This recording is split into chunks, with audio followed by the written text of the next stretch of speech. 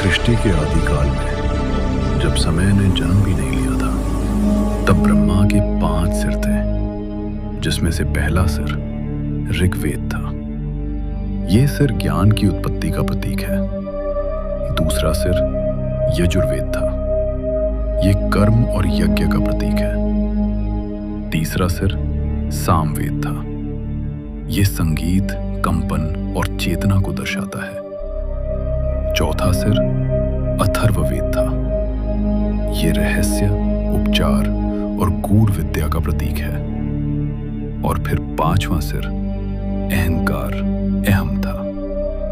यह सिर मैं की भावना का प्रतीक था। मैं ही सृष्टि का रचयिता हूं, मेरे बिना कुछ भी नहीं। उस घमंड से ब्रह्मांड कांप उठा, संतुलन बिगड़ने लगा। तभी प्रकट हुए भगवान शिव, क्रोध में नहीं, पूर्ण चेतना में। एक क्षण में शिव ने ब्रह्मा का 5वां सिर काट दिया। रक्त नहीं बहा, ज्ञान प्रकट हुआ। उस सिर के कटते ही ब्रह्मा जी का अहंकार खत्म हो गया। उस दिन ब्रह्मांड ने यह सीखा कि अहंकार चाहे देवता का हो, इंसान का या किसी भी जीव के, उसे समाप्त करने के लिए भगवान शिव आएंगे।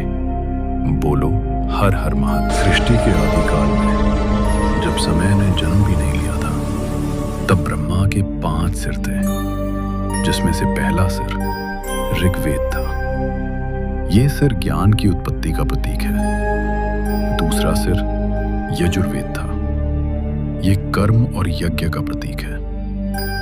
तीसरा सिर सामवेद था। यह संगीत, कंपन और चेतना को दर्शाता है। चौथा सिर अथर्ववेद था। यह रहस्य, उपचार और गूढ़ विद्या का प्रतीक है। और फिर 5वां सिर अहंकार, अहम था। यह सिर मैं की भावना का प्रतीक था। मैं ही सृष्टि का रचयिता हूं, मेरे बिना कुछ भी नहीं। उस घमंड से ब्रह्मांड कांप उठा, संतुलन बिगड़ने लगा। तभी प्रकट हुए भगवान शिव, क्रोध में नहीं, पूर्ण चेतना में। एक क्षण में शिव ने ब्रह्मा का 5वां सिर काट दिया। रक्त नहीं बहा, ज्ञान प्रकट हुआ। उस सिर के कटते ही ब्रह्मा जी का अहंकार खत्म हो गया।